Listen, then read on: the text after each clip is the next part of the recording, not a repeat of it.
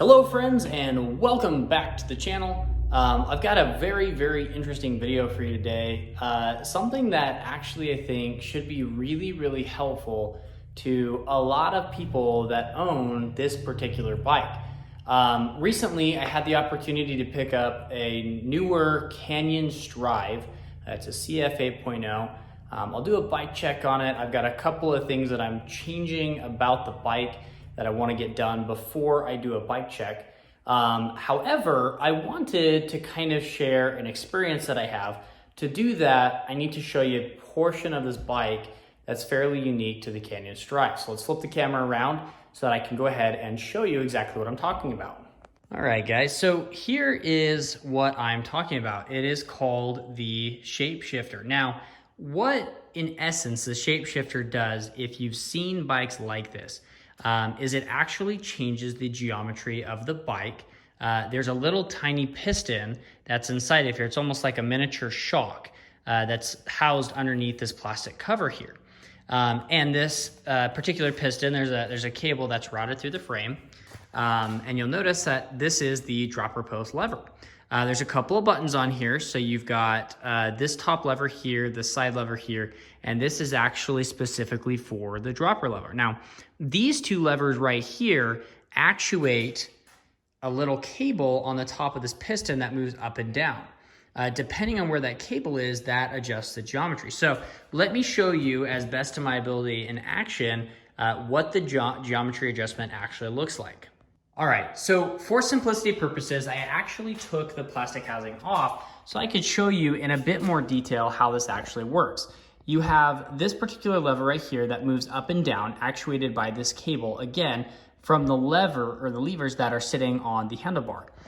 You'll notice that there's kind of almost like a yoke right about there.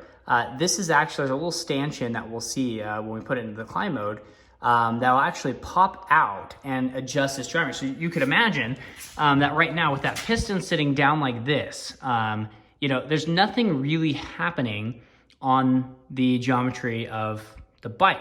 It's fairly slackened, but as that piston pushes out this way, so the piston will push the shock out this way, you can kind of imagine that the seat post of this bike will start to lift up in essence. And that's kind of the whole technology of the ShapeShifter, is that you're supposed to be able to have kind of two bikes in one. One where this is a slack enduro bike, we've got a 160 fork in the front and a 150 Fox DPX2 in the rear. And then you can steepen the head angle just a little bit, bring it into a better climb position when you want to do those, all day long climbs. So what problem was I facing? Well, there was kind of a couple of things here that I wasn't really sure what's going on. Now, when you move this remote, when you click this remote in, that actuates this little lever right here. When this gets pushed down, this piston is supposed to come out. So let me go ahead and demonstrate that with a really quick video. One thing that I thought of before I show you this, I just want you to notice, look right inside there, notice how little of stanchion you actually see. So let's go ahead and click this button right here. This is gonna push it into XC, or really trail mode, that climb mode, and let's check out what happens with the bike. All right, so we're gonna go ahead and click the button and watch the bike, particularly in this area, with what happens to it. All right, so did you guys see how the bike kind of raised up on the rear? The other thing to point out here is you'll notice that now that stanchion is actually exposed. And you can see that. So you can see that the bike changed geometry dramatically. Now, in order to get this to go back into the slack mode, you actually have to get on the bike, okay? We're gonna go ahead and click this, and then you've gotta kind of, bounce the bike up and down, and you'll notice that once I do that, the piston goes back in. So again, if we wanted that piston to come back out, and we can watch this in real time, we'd click the button, and then boom, the bike kind of stands up on itself. Okay, so the issue that I happen to be facing was that when I clicked that button, nothing really happened. I didn't really see any change. And at first I was like, okay, well, this is a newer bike to me, maybe there's something going on with the pivots. So I checked every single pivot on this bike, especially around the suspension, especially this pivot right here that holds this little linkage to the actual mount here. I pulled that pivot out, I re-greased it, I checked these two bolts right here. I wanted to make sure that I was doing everything that I could to set this up correctly, but I just could not get it to work correctly. I messed around with air pressure, all sorts. You know, this has a maximum air pressure of 200. I put it to there, couldn't get it to work. It's got a minimum pressure of 50. Maybe I thought, maybe I've got too much pressure in it. Dropped it down, and all sorts of different pressures in between. And I kind of came to this realization that maybe I just don't know how to operate this particular piece of equipment on the bike. So I was getting a little bit frustrated. You know, this was a pretty new bike. I bought the bike for this ShapeShifter technology, and reality matters, I couldn't get it to work myself. It hardly worked at all. And one thing to note, if your bike is not operating like you just saw, where that piston is staying in the enduro mode, or if it's not extending on its own in that trail mode, there's probably an issue, and you probably need to check this out. So this morning, I ended up actually calling Canyon. Now, it was a pretty long wait time for whatever reason. I don't know why people would call Canyon at 8 o'clock in the morning. I did. Apparently there was 27 other people that needed to get to them as well. Anyways, they gave me a call back, and the guy on the phone was super knowledgeable. I explained my problem. I explained all the troubleshooting that I had tried to do for this, and he says, hey, don't worry about it. Let me tell you exactly what's going on. So inside of this piston, there is a bushing. And he said, for whatever reason, that bushing tends to get stuck very, very, very easily. And he said, the best way to fix this is kind of a 5-step process, as you may. Step 1, he said, go ahead and flick the bike into XC mode. So we've got it flicked into XC mode right here, all right? He said, if you can't get it into XC mode, pop it out, try to get it into the other mode, or the enduro mode, and then pop it back in. Get it XC mode, watch what happens, and see if you're actually experiencing a problem. There should be a significant amount of movement, at least 10 to 15 millimeters, between that stanchion and what actually happens. If there's not, you've got an issue. So he said, all right, flip it back into the downhill mode or the enduro mode, whatever you want to call it. So that's what we did. Flipped it back into the enduro mode. He said, release all of the pressure in the chamber, everything. So I use this particular shock pump. I love this thing. It's a RockShox. It's digital. If you haven't gotten a digital shock pump, I highly recommend it. They're super accurate, and I actually keep all of my shock pressures for my bikes logged in my phone, so that I always know when I'm hitting a trail, something feels off, I can immediately check the shock pressure of my bike and do it. And having the digital gauge just makes it that much easier, and they're not too much more expensive than the dial ones. So I let out all of the air of the bike. He said, next, what you need to do, you need to hop on your bike and you need to rally that rear suspension as hard as you can for a minute. He said, just rally it, move it up and down, do whatever you can. Switch between the trail mode and the enduro mode as you're doing this. He's like, you're not gonna break the bike, don't worry. He's like, but you need to cycle the suspension fairly aggressively. I was kind of worried about that. I was like, okay, brand new bike, a couple $1,000s dropped into this thing. I don't want to break it. At the same time, I also wanted this problem fixed because that's why I bought the bike. Now, I actually didn't end up getting on the bike. I actually just would take the seat and push it up and down, as hard as I could. I figured that if I got my weight on the bike, I may be a little bit too aggressive on it, and I just used my hands. And then what I did was I plugged my shock pump back in. I checked the pressure again. Make sure there wasn't any pressure in there. If there was, I kind of released it. There's some positive and negative chambers in there that you've got to get all the air out. I did this a couple of times, and then I put I put the bike back into climb mode, and I pumped up this rear piston here to the exact PSI that I had in my rear shock, which is recommended by Canyon. And make sure that you do this in the XC mode, because the pressure does change as you move through the two modes. Once I did this, I tested it, and the first time that I had clicked back into this trail mode here on this lever, it immediately went through and adjusted the geometry of the bike perfectly.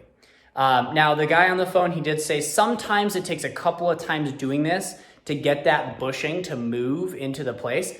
But I wanted to share my story about this because I went online and I couldn't find anybody that had really good answers as to why this may be happening. A lot of people are saying, oh, you've got to get it warranted, you need to get the thing replaced, or your air pressure isn't right, or there's something wrong. And the simple answer is there's just a bushing inside of that stanchion that may not be seated correctly, or it may be stuck, or whatever the reason. I mean, I would imagine on a new bike that wouldn't happen. But this is a fairly simple fix, and it's something that it's not uncommon to do with suspension components, to release all the pressure, cycle through some stuff to get air dislodged, and then put the pressure back in. It was such a simple thing, and it literally fixed the problem immediately.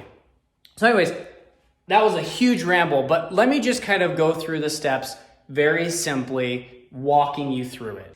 All right, guys, so step one is to check to make sure that you actually have a problem. Now, I would ignore the fact that if you're not seeing this little green indicator move up and down, that's really not a good indication if this thing is working correctly or not. You really need to pull this plastic housing off and look at this. Now, right now, I've compressed this.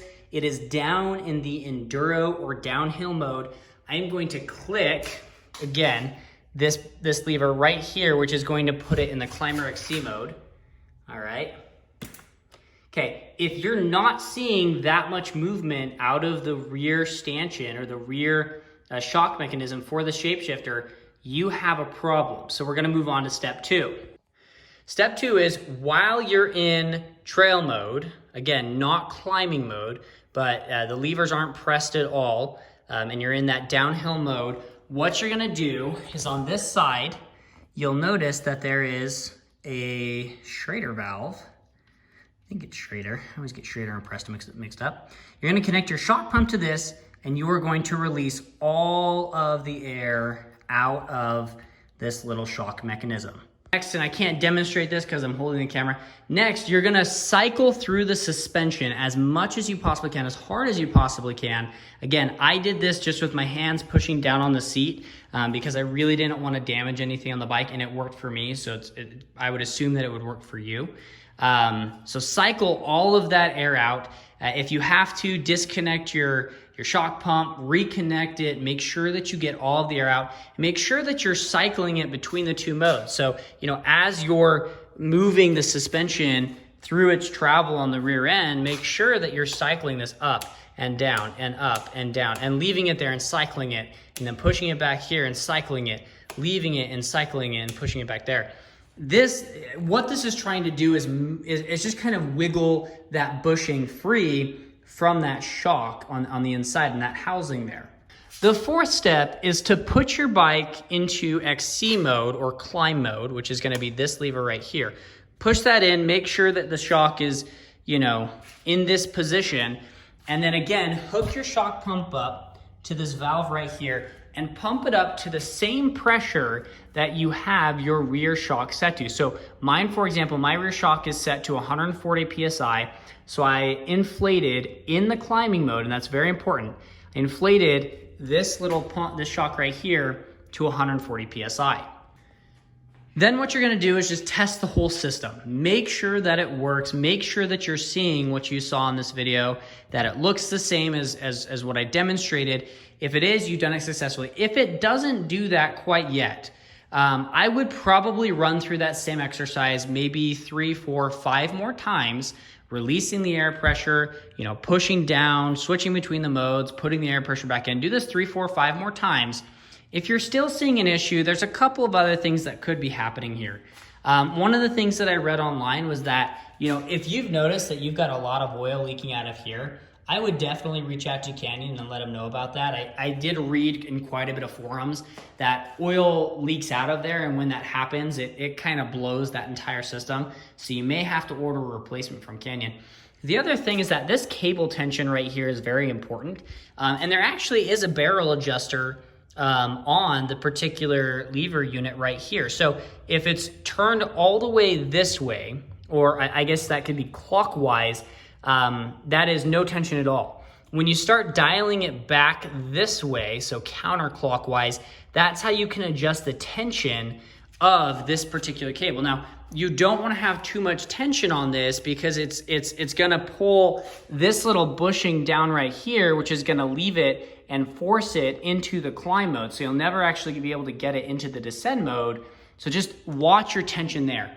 If all that fails, I would highly recommend just taking apart this bolt and making sure that it's torqued to spec. It's a 15 Newton meter. For those of you that have, an inch-pounds wrench, that's about 132 inch-pounds of torque. I put Loctite on the end of this, and then I grease all of this in between, because you just don't, you don't want anything to be binding up right here as well.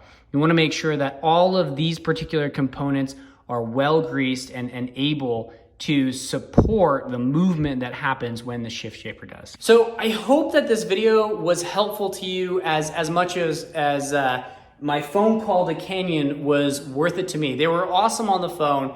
It took a minute for them to call me back, about 45 minutes this morning. But ultimately, the guy knew exactly what to do, exactly what to tell me. I wrote it down, I did it, and it worked.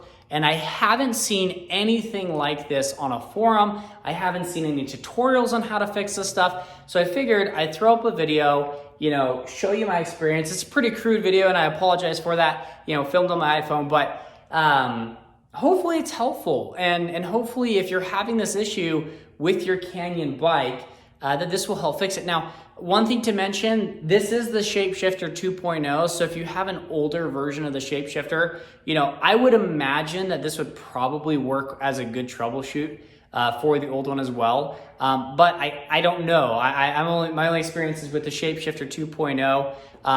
And that's what I can really speak to. So hopefully this video was helpful. Guys, I'm trying to build, really the reason I started this YouTube channel was just to walk you through my experience with bikes. I love biking. I love the mechanics of bikes. I love working on them. I love finding new bikes. I love selling bikes. Everything that has to do with bikes, I just love it. So this is kind of the start of one of the first tutorial videos that I'll be doing. Hopefully I'll get some more as I think of new things that I can do. Likely I'll be doing one on how to convert your tires to tubeless. I know that there's 1,000,001 videos on that. I'm going to be using kind of this blaster can that you pump up with just a normal shock pump and it blasts air through. We're going to see if it actually works. But yeah, hopefully you guys enjoyed this video. If you do, thumbs up, like the video, turn on those notifications. I don't post super often. I try to do at least one video a week, if possible. And generally their videos kind of like just really laid back and talking about stuff that I'm dealing with my bikes. Subscribe to the channel and hopefully we'll see you guys out on the trails. Take care.